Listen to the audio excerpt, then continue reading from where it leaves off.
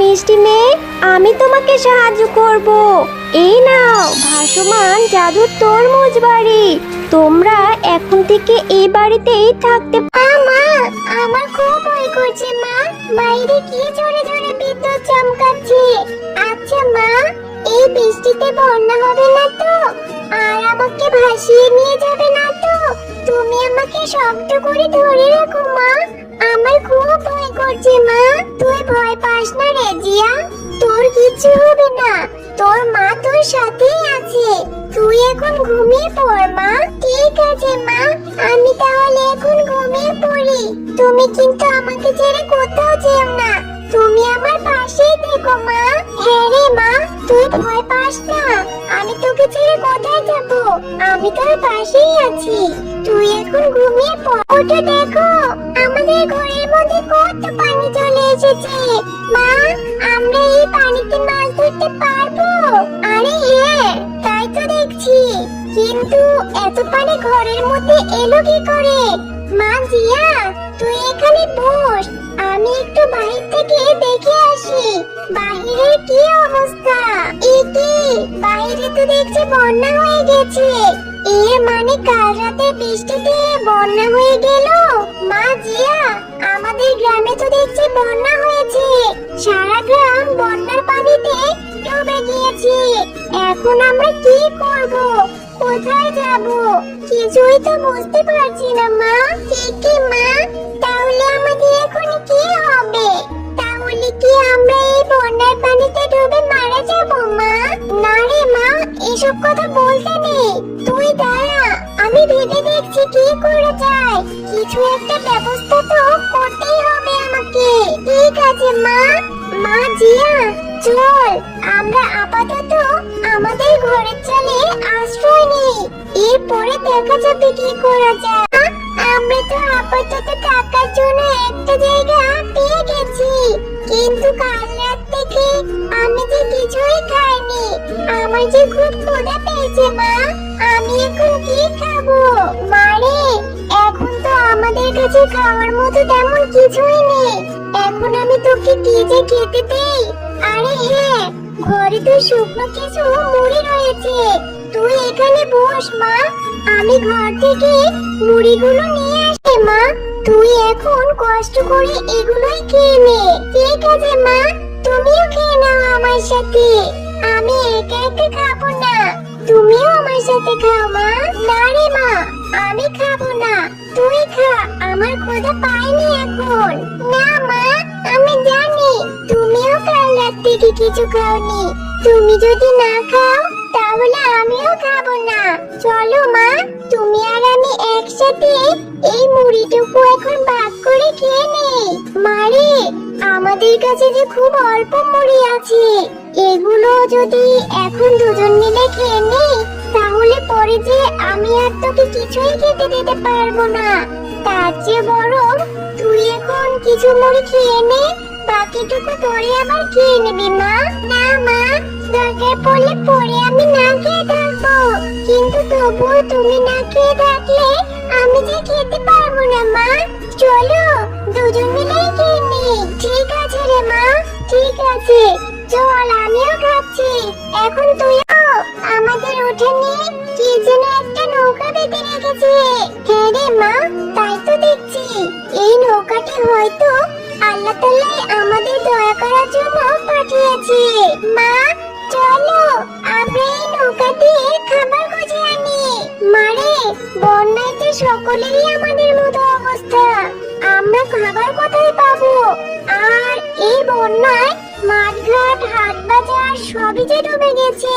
তবে বানরনি ভাবিদের দোতলা বাড়ি রয়েছে, হয়তো তাদের বাড়িটি এখনো ডুবেনি। আমি বরং তাদের ওই দোতলা ভবনে গিয়ে একটু সাহায্য চাই। দেখি বানরনি ভাবির কাছে কোনো সাহায্য পাই কিনা। আমি এই নৌকায় করে তাদের ওই দোতলা ভবনে গিয়ে একটু সাহায্য চাই রে মা।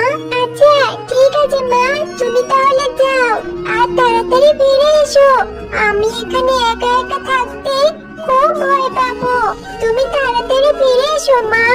বানরনি ভাবে, আপনাদের এই দোতলা ভবনটি দেখছি নিচতলা ডুবে গিয়েছে, কিন্তু দোতলা আর ছাদ এখনো বাকি রয়েছে। আপনি কি আমাদের একটু সাহায্য করবেন বানরনি ভাবি? কাল থেকে যে মেয়েটাকে নিয়ে ঘরের চালে পড়ে আছি খুব কষ্টে। আমার মেয়েটা যে এখন অনেক ছোট, এত কষ্ট সহ্য করতে পারে না। আপনি আমাদের একটু আশ্রয় দিন না বানরনি ভাবি। ঝুমা, তুই কি জানিস আমি আমার দোতলা আর ছাদ এখন কত টাকায় ভাড়া দিয়েছি? এখন যা ভাড়া উঠবে তা দিয়ে তো আমি বড়লোক হয়ে যাবো রে। তুই কি অত টাকা ভাড়া দিতে পারবি? বানরনি ভাবি, ভাড়া দেওয়ার মতো যে আমার কাছে কোনো টাকাই নেই। আমি আমার মেয়েটাকে নিয়ে খুব বিপদে পড়েছি। কাল রাত থেকে ঘরে চলে আশ্রয় নিয়েছি। এখন যদি আপনি আমাদের সাহায্য না করেন তাহলে যে মেয়েটাকে নিয়ে পানিতে ডুবে মরতে হবে। সাহায্য করুন না বানরনি ভাবি। শোন ঝুমা, এত কথা বলার সময় নেই আমার। তুই যদি চড়া দামে ভাড়া দিয়ে আমাদের ঘর ভাড়া নিতে পারিস তাহলেই কথা বল, আর নয়তো তাড়াতাড়ি চলে যা এখান থেকে। বানরনি ভাবি, সাহায্য করুন প্লিজ, মেয়েটাকে নিয়ে খুব বিপদে পড়ে গেছি। না রে ঝুমা, তোকে কোনো সাহায্য করতে পারবো না, চলে যা আমার বাড়িতে। কোনোই সাহায্য করে না মা জিয়া, বানরনি ভাবি যে আমাকে কোনোই সাহায্য করলো না। এই বন্যার পানি যে হারে বাড়ছে, একটু পরে তো আমাদের চালের উপরও পানি চলে আসবে। তারপর তোকে নিয়ে আমি কোথায় যাব, কি করব, আমি তো কিছুই বুঝতে পারছি না রে মা। মা, তুমি কোনো চিন্তা করো না, তুমিই তো আমাকে সব সময় বলো আল্লাহর উপর ভরসা রাখলে আল্লাহ তাআলা সবকিছু ঠিক করে দেয়। তুমি এখন আল্লাহ তাআলার উপর ভরসা করো মা, আল্লাহ আমাদের একটা ব্যবস্থা করে দেবে। আজ দেখছি আরো পানি বেড়ে গেছে, এভাবে যদি পানি বাড়তে থাকে তাহলে তো আমাদের ঘরের চালেও থাকা মুশকিল হয়ে যাবে রে মা। না, এভাবে বসে থাকা যাবে না, আমার কিছু একটা ব্যবস্থা করতেই হবে রে মা। তুই এখানে বস, আমি আবারও গিয়ে দেখে আসি কোনো একটা ব্যবস্থা করতে পারি কিনা মা। একে ছোট্ট মেয়ে, তুমি এখানে কি করছো? তুমি এখানে এভাবে কাঁদছো কেন? তোমার মা কোথায়? তুমি আমাকে সবটা খুলে বলো, ভয় পেও না ছোট্ট মেয়ে, আমি আছি।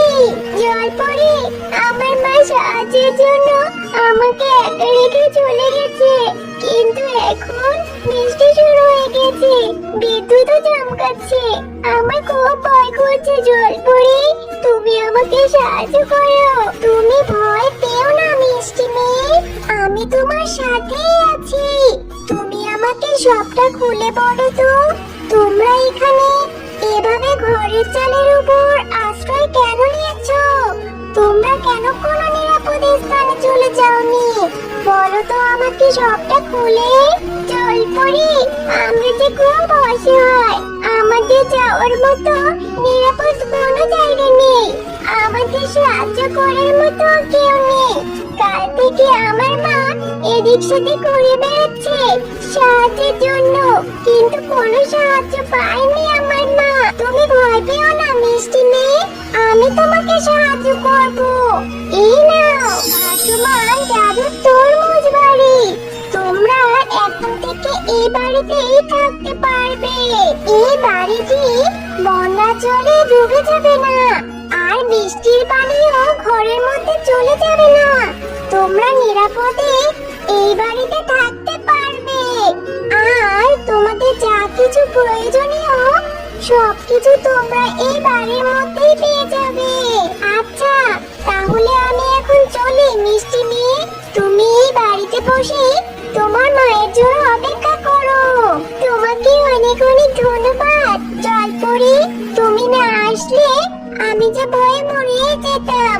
তোমাকে অনেক অনেক ধন্যবাদ। জিয়া, এই ভাসমান তরমুজ বাড়ি কোথা থেকে এলো?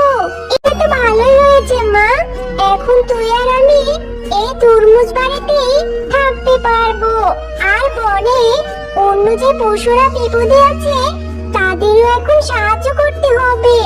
চল মা, আমরা ঘুরে ঘুরে দেখি কোন পশুদের সাহায্যের প্রয়োজন রয়েছে।